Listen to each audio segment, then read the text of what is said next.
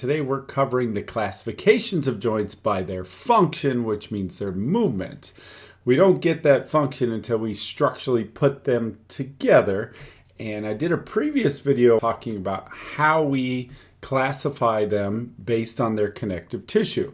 And when we looked at different types of joints, we said we have ligaments that are primarily made up of dense, regular connective tissue, which is part of our connective tissue proper.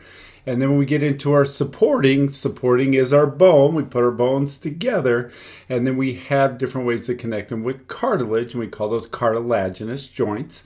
They could be connected by hyaline cartilage or fibrous or fibrocartilage. And we tend to call these a symphyses joint or a synchondroses joint when we name them by their vocabulary.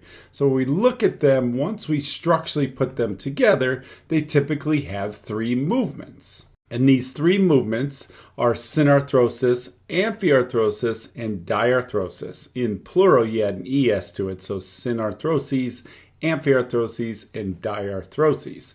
And when we look at this, I just use the acronym or mnemonic for this as S-A and D, that you're sad that you need to learn all this. But basically, we just put it in three types of movement. Synarthrosis or Synarthroses means I have no movement relative to the other types of joints. Joints are two bones coming together as articulations. Amphiarthrosis is I have a little bit of movement, some flexibility towards it. And then Diarthrosis or Diarthrosis is full movement. So Synarthrosis, Amphiarthrosis, Diarthrosis is describing once we put the bones structurally together, what is their function, meaning their movement. And that's our SAD, our S-A-D. I gave you examples of this when we look at where we cannot move the bones relative to others. Synarthrosis, when we talk about our sutural joints.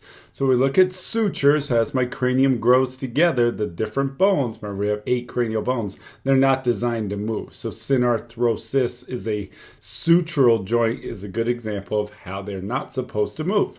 Teeth is another good example. Our teeth are not designed to move. That's a gomphosis joint. So we have different types of joints that are not designed to move, whether we do have a little flexibility. So Amphiarthrosis or Amphiarthroses, the example I gave you, is in between vertebrae at an intervertebral disc. So the disc of cartilage, which is our fibro or fibrous cartilage, to allow for that shock absorption and compression, but I don't have that much movement towards it. So that's called a symphyses joint by structure, but by movement, it's a Amphiarthrosis joint based on how it actually functions. Another example is when we use hyaline cartilage. When I connect my ribs to my sternum, there is movement there to allow that flexibility for inhalation and exhalation, but that's hyaline cartilage, and we call that a synchondroses joint. So when we tend to see cartilage, we will have a little bit of movement. The longer the joint is, the more movement we're going to have. And then lastly, Diarthrosis, sometimes we refer to these as synovial, and there's different types based on how they move. But anywhere where I have a lot of movement, and this is showing a hip socket, but this is called Diarthrosis. We will have some articular cartilage here to where we allow for some of that compression and movement to absorb that friction so I can move my hips and my shoulders, hopefully the course of 90 years of my life, but that's made up of hyaline cartilage. And then what we tend to see in a Diarthrosis joint is what we call a synovial cavity.